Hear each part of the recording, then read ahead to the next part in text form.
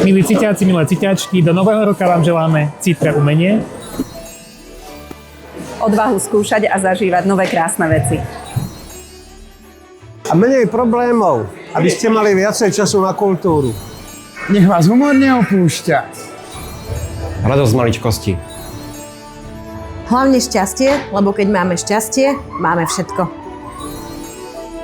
Aby ste mohli byť sami sebou a veľmi ľúbení.